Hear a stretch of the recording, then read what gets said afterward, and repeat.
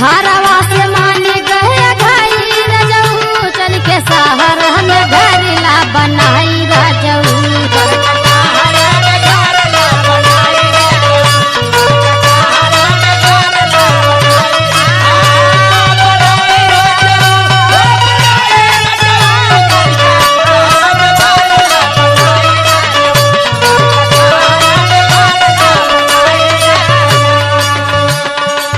अच्छा ये बात है का? हाँ हो। अच्छा ये बताओ और शहर का फरमाइश से और घरे माई बाप के छोड़ दें? अरे तो एक के बार में कहत बाटी जब हम मालिया बन जाए तो माइयो बाप के लेके चलिया। अच्छा ले सुन। सुनावा।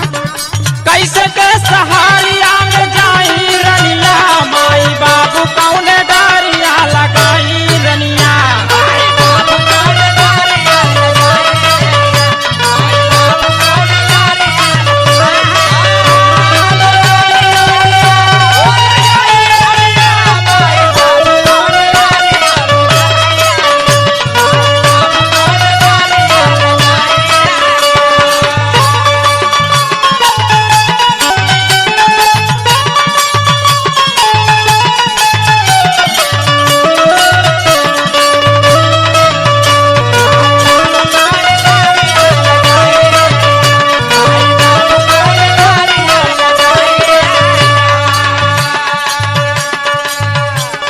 अरे बोला हो।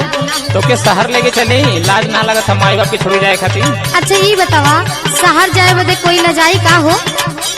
अरे लजाए ना लेकिन माई बाप घरे कैसे रही है तो ना समझ में तो बात। अरे छोटे नंद बाटी ने देखी है ने। अच्छा आई हमार बात सुना ना। ससया ससुर के लाज नाही माया।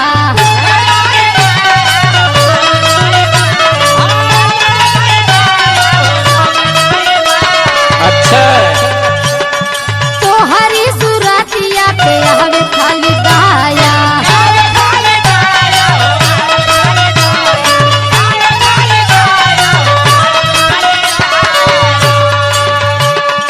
तनको हमके माया वाया ना लगत हो। हम जानत नहीं। हमरे दिल में तोहरे लिए प्यार बा। अच्छा। और तोहरे सूरत हमरे दिल में बसल बा। ससया ससुर के लाज नाही माया।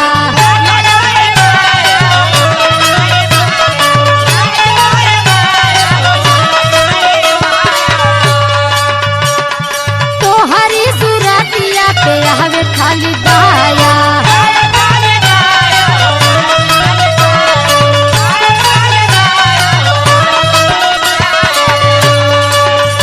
करे कहा हो? खाली हमरे से तो दया वाले माई बाप कहाँ गई हैं? है हमार बात सुना। सुनाओ।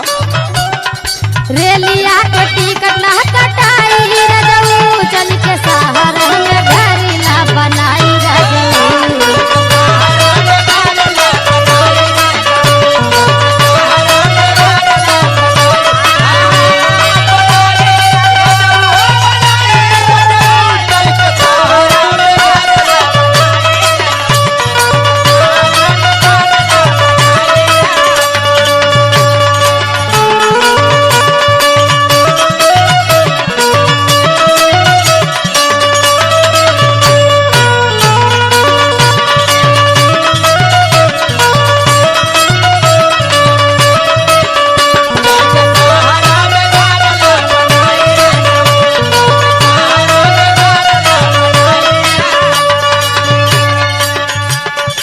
करे तो के पता ना हो कि हम माई बाप का केलवा संतान है?